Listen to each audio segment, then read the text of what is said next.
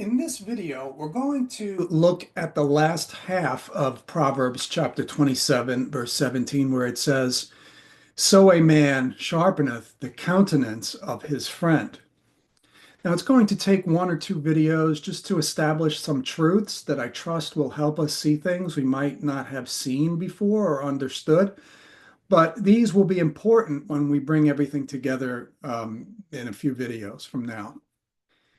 Now, it's very easy to be convinced that this verse is just talking about two Christian friends building one another up in the faith.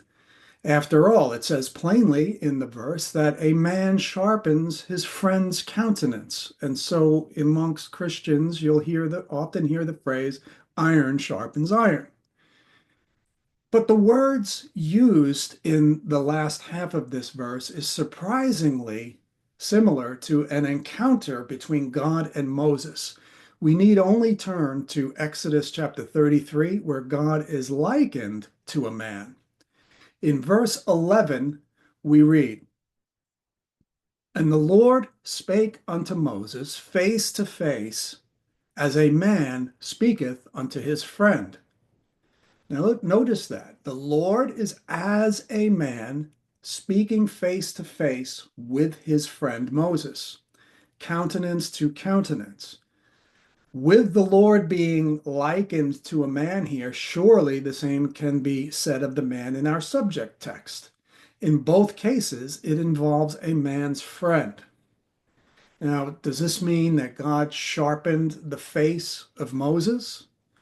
Well, the first question that we want to ask is, what does it mean to sharpen someone's face? For now, it does confirm that God speaks face to face with men whom he calls friends. The Bible has a lot to say about the elect of God being called the friends of God. In 2 Chronicles chapter 20, verse 7, for example, we read these words.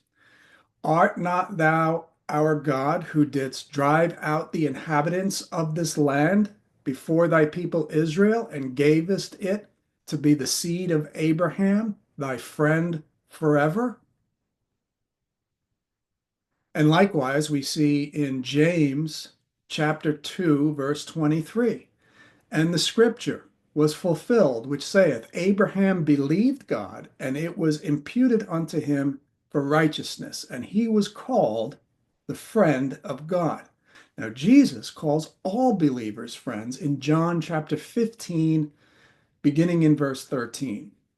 He says, Greater love has no man than this, that a man lay down his life for his friends.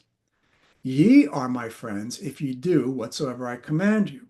Henceforth I call you not servants, for the servant knoweth not what his Lord doeth, but I have called you friends. For all things that I have heard of my Father I have made known unto you. So when a person becomes saved, they are no longer enemies, but friends of God. Now, this is only because of what Christ has done.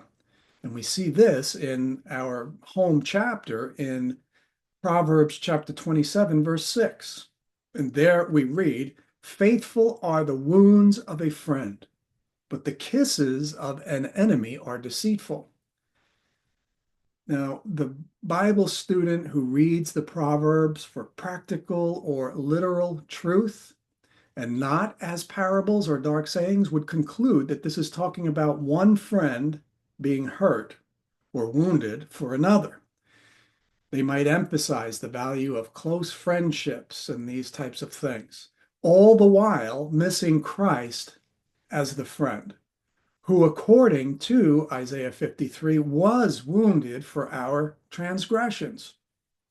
If we turn over to Isaiah chapter 53, that great prophecy chapter of the Messiah, we read in verses 4 and 5.